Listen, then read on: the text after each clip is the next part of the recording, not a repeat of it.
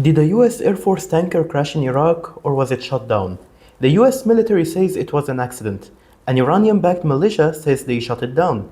And the physical evidence on the second aircraft tells a story that neither side is fully explaining. Now, let's go through what we actually know and what doesn't add up.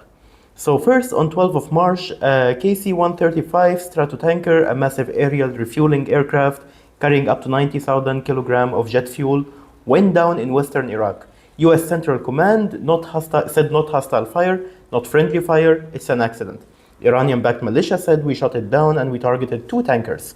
Now, here is the part where it gets interesting. A second KC-135 was involved, declared an emergency and landed in Israel, with half its tail fin missing, which is the militia actually said. The photos confirmed by Israeli broadcaster Kan on the ground verified the fact. So we have 2 aircrafts, 1 destroyed, 1 missing half its tail. The US says an accident, militia says they shot it down. The plane says something else happened between those 2 aircrafts.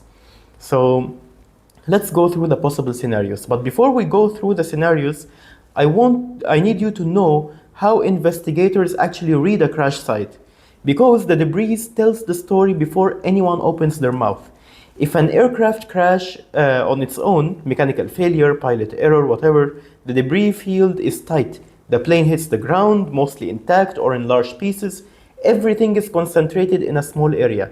The fire is intense and centered because 90,000 kilograms of jet fuel ignites on impact in one place. Burn patterns will be deep, hot, localized. Wreckage will be heavy, clustered, close together, barely salvageable parts. If an aircraft is hit by a missile at altitude, the debris field is wide, very wide in fact. The explosion happens in the air, pieces scatter over kilometers before anything hits the ground. The fire starts in the sky as fuel is leaking, so by the time the wreckage reach the land, some of it has already stopped burning. You get a spread out debris field with varying burn levels, some pieces heavily burned, others are barely touched, and you find the point of impact, the entry of the explosion point, usually in a specific section of the airframe. If 2 aircraft collide, you get 2 separate debris patterns, 1 for each aircraft. The contact point shows tearing and compression damage, not the clean explosion signature of a missile. And critically, the surviving aircraft shows physical impact damage, not fire damage from a nearby explosion, structure tearing, shearing, the kind of damage you get when 2 large metal objects make contact at high speed. Half a tail fin missing, which is a clean shear line.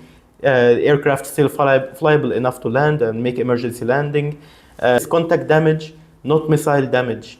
Going to the scenarios, if we say how could this have happened, starting with the militia's point of view and working towards what the evidence actually shows.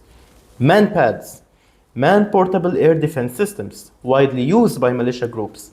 The problem, they max out at 5-kilometer altitude. A KC-135 on a standard refueling mission flies at 8 to 10 kilometers, which is out of range, unless the tanker dropped altitude during the refueling window, which does happen sometimes. But man-pads hit doesn't shear off at tail fin clearly. It ignites fuel and breaks aircraft apart mid-air. Doesn't fit the damage we are seeing here in this scenario. Second scenario is long-range air defense. Iran operates S-300, S-400 and other Russian Chinese counterparts.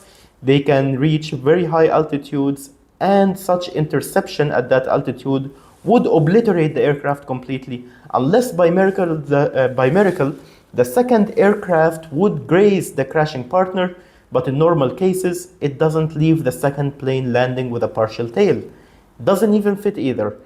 A third scenario, distributed air defense. Now, we have gone through situations where Iran would supply its proxies with weapons.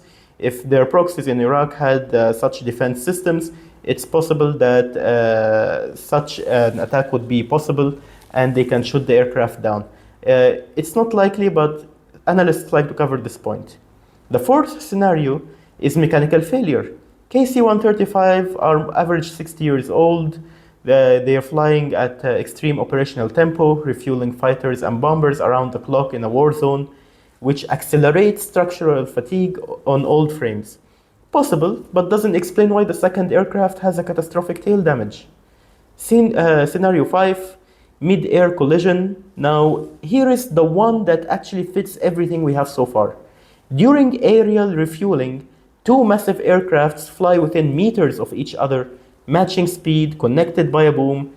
Any disruption, turbulence, or pilot error, or mechanical failure whatsoever, and they make contact. One plane carrying jet fuel would catch on fire and go down. The other loses half its tail fin and barely makes it back. The KC-135 has no ejection seats. The crew had no way out, and this explains the US using the statement, not hostile fire. It explains the catastrophic tail damage on the second aircraft. It explains also why two KC-135s were both being involved in the incident. The physical evidence points here, but here is the problem. If this was a collision, admitting this in the middle of a war that you are already losing is not something any government does easily. Now, in the next part, I need to showcase something very important. And this is the part that would make us all uncomfortable. This is the fourth US aircraft lost in this war, aside from the ones that I'm going to talk about later in a separate video that were hit in the base in Saudi Arabia. We got 3 F-15 Strike Eagles lost by friendly fire, all 6 pilots ejected safely, and at least 13 Americans killed, 140 injured. Iran destroyed 17 American military installations across the Gulf. Radar systems worth billions of dollars in Qatar gone. Air defense systems worth $500 million in Jordan gone. Now, Trump entered this war with one core assumption. Iran is like Venezuela. Apply pressure, regime falls. Iran is not Venezuela. Iran closed the Strait of Hormuz, kept its government intact after the loss of its entire leadership, and is currently exporting more oil to China before than the war started. Not a single stated objective achieved. Not regime change, not nuclear program elimination, not destroying the missile bunkers or factories. And Trump was dragged into this conflict by Israel, a war almost nobody in the region wanted.